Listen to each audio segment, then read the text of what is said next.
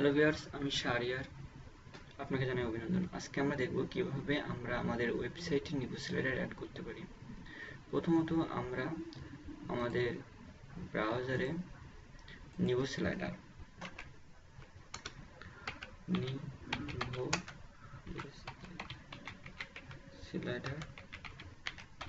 Demo download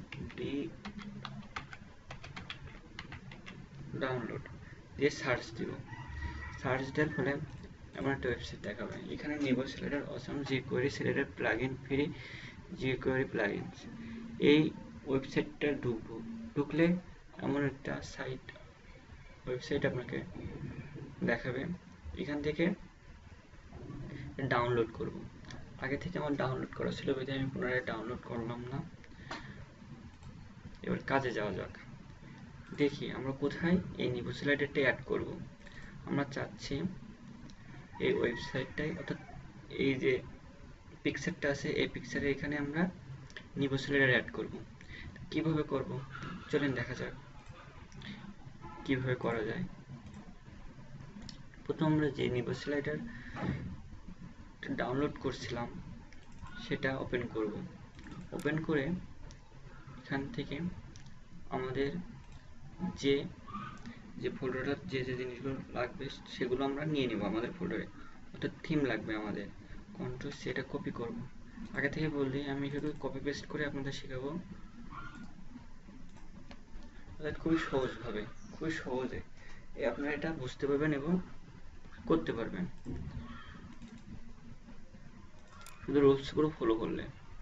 থিমটা নিয়ে নিলাম, তারপরে এই ডেমো যে স্ক্রিপ্ট গিয়ে এই jQueryটা কপি করলাম। কপি করে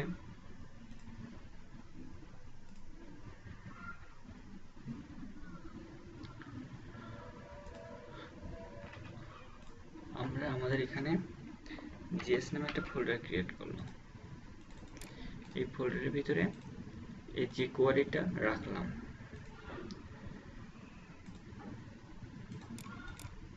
তারপরে এই new slider jQuery new slider js এটা কপি করলাম। কপি করে আমাদের js এর ভিতরে রাখলাম। এখানে আমরা দুইটা js রাখলাম, একটা হচ্ছে jQuery নিউ স্লাইডার js আর jQuery 1.7.1 min js, এই দুইটা js রাখলাম। তারপরে আমাদের এখানে একটা ফোল্ডার ক্রিয়েট করলাম css নামে, অর্থাৎ আমি যেখানে আমার ওয়েবসাইটটা অর্থাৎ ডিজাইন করবো, নিউ স্লাইডারটা অ্যাড করবো, সেখানে css নামে একটা ফোল্ডার ক্রিয়েট করলাম। ফোল্ডার ক্রিয়েট করে নিউ স্লাইডার থেকে এই নিউ স্লাইডার .cs এটা কপি করলাম। কপি করে যে cs ফোল্ডার ক্রিয়েট করছি আর cs ফোল্ডারের ভিতর এই নিউ স্লাইডার css-টা রাখলাম। তারপরে এদের এই ডেমোটা ইন্ডেক্স html-টা নিউ স্লাইডার ইন্ডেক্স html-টা ওপেন করলাম। আর পাশে আমার ওয়েবসাইটের ইন্ডেক্স ফাইলটা ওপেন করলাম, ইন্ডেক্স html-টা ওপেন করলাম। আমরা কোথায় নিউ স্লাইডার অ্যাড করতে যাচ্ছি দেখে নিই।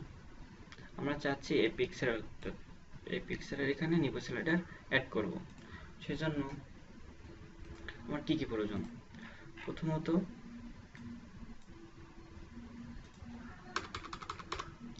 এটা কেমন করছে দেখে নিন। প্রথমে আপনারা দিছে যে জিনিসগুলো প্রয়োজন আর কি। প্রথমে কি দিছে? থিম দিছে। এটা যে চারটা আমরা থিম ডাউনলোড করছিলাম সেই থিম দিছে। আমরা এই থিমগুলো এখান থেকে কপি করলাম, যে চারটা থিম। আপনি এখানে একটা ইউজ করতে পারেন, এটা একটা হলে নির্দিষ্ট করে দেওয়া যাবে। আর আপনি পুনরায় এটা চেঞ্জ করে নিতে পারবেন। চারটা হলে আপনার এটা পছন্দ হচ্ছে না, আর একটা ডিফল্ট পছন্দ হচ্ছে না, আপনার লাইট দিলেন, লাইট পছন্দ হচ্ছে না বা ডার্ক দিলেন, ডার্ক পছন্দ হচ্ছে না বার দিলেন। এভাবে আপনি ইচ্ছা মতো এটা সিলাইট অর্থাৎ থিমটা চেঞ্জ করতে পারেন।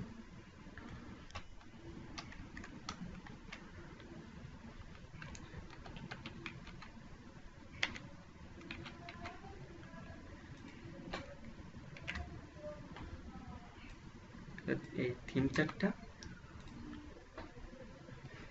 এখানে রাখলাম। তারপরে কি প্রয়োজন আমার, তারপরে ওরা কি ইউজ করছে দেখিয়ে দিচ্ছি। তারপরে ইউজ করছে সিএসএস, নিবো স্লাইডার ডট সিএসএস। তাহলে আমরা আমাদের ওয়েবসাইটে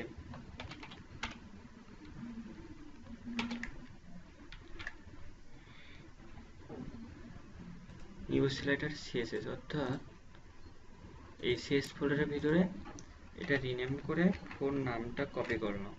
কোথায় আছে এটা, সিএসএস ফোল্ডারের ভিতর নিবো স্লাইডার আছে, অর্থাৎ এই লিঙ্কটা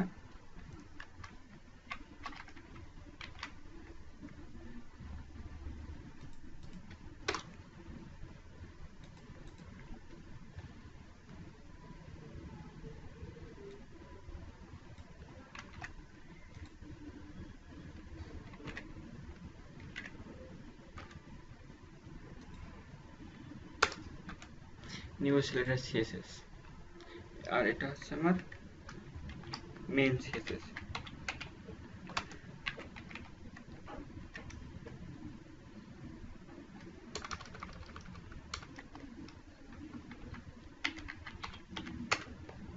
মেন সিএসএস এটা আমার।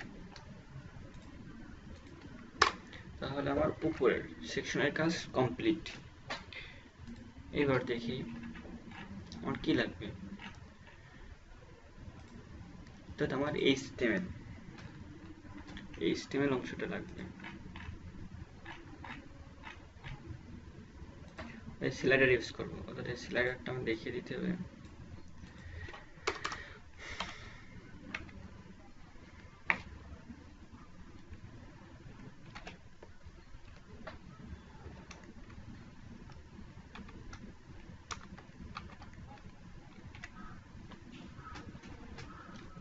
একটা ক্লাস আর একটা ডিপ নিলাম, জাস্ট এইটুকুই বোঝেন, পরে আমি বুঝিয়ে দিচ্ছি। তারপরে আমরা যে জেএস নিছিলাম না, jQuery, এই jQueryটা অ্যাড করে দেব। এটা অ্যাড করতে হয় কোথায়, এটা সর্বদা অ্যাড করবেন বডির উপরে। স্ক্রিপ্ট কন্ট্রোল এ src, সোর্স অথরিটিটা কোথায় আছে সেটা আপনি দেখিয়ে দেবেন। জেএস ফোল্ডারের ভিতর আছে, আর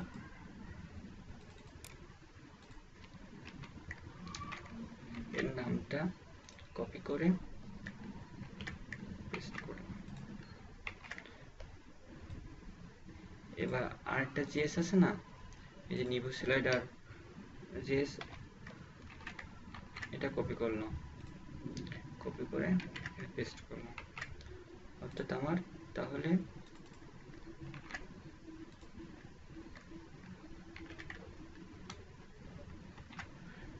jQuery ইউজ করা শেষ, আমার jQuery ইউজ করা শেষ। হচ্ছে অ্যাক্টিভ কোড ইউজ করবো আমরা। এখানে দিলাম অ্যাক্টিভ কোড কোনটা, এই স্ক্রিপ্টটা, এটা আমরা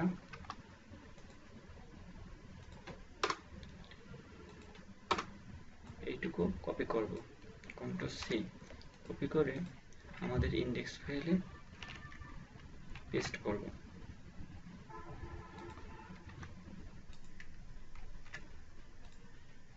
এই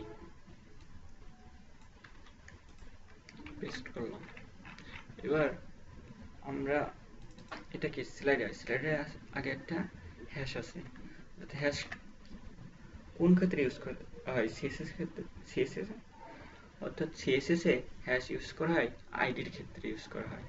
সেজন্য আমরা এখানে স্লাইডার এরিয়ার ভিতরে দেখেন একটা আইডি নিয়েছিলাম, এই আইডির ভিতরে এই স্লাইডারটা বসিয়ে দিব। তারপরে এই নিবো স্লাইডার ডট ডট ব্যবহার হয় কিসের ক্ষেত্রে, ক্লাসের ক্ষেত্রে। আর আমরা যে এখানে ক্লাসটা নিয়েছিলাম না, ওই ক্লাসের ভিতরে নিবো স্লাইডার পেস্ট করে দেব। এই তারপরে এখানে 4টা ইমেজ, এখানে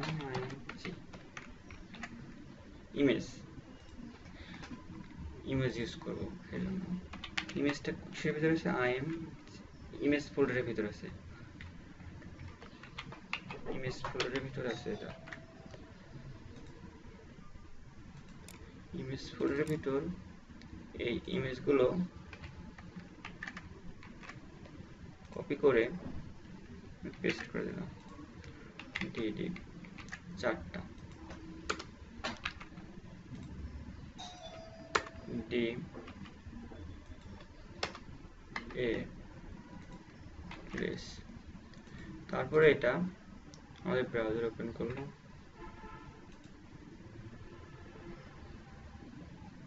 আচ্ছা ঠিক আছে,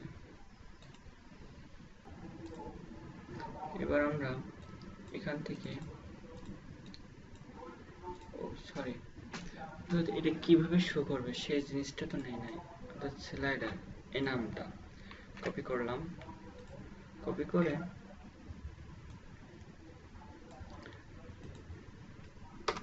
এখানে কন্ট্রোল পেস্ট করলাম।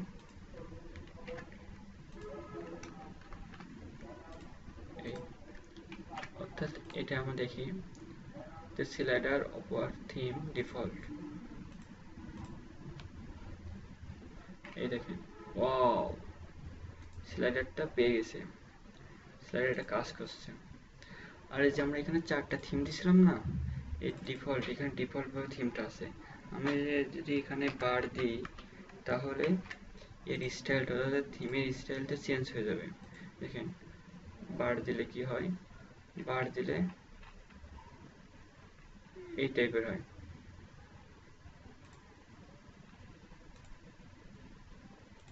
বার যদি আমরা এখানে লাইট লাইট ইউজ করি,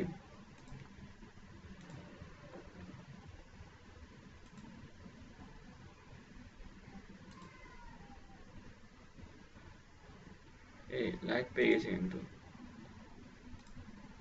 ডিফল্ট ইউজ করি,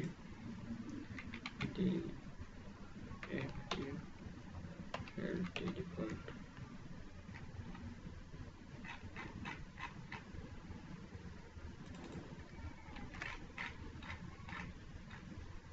এখানে যদি বানান ভুল হয় তাহলে কিন্তু পাবে না।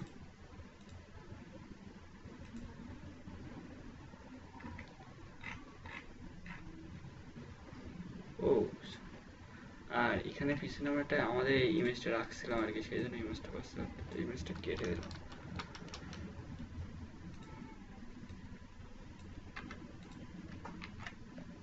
এই দেখেন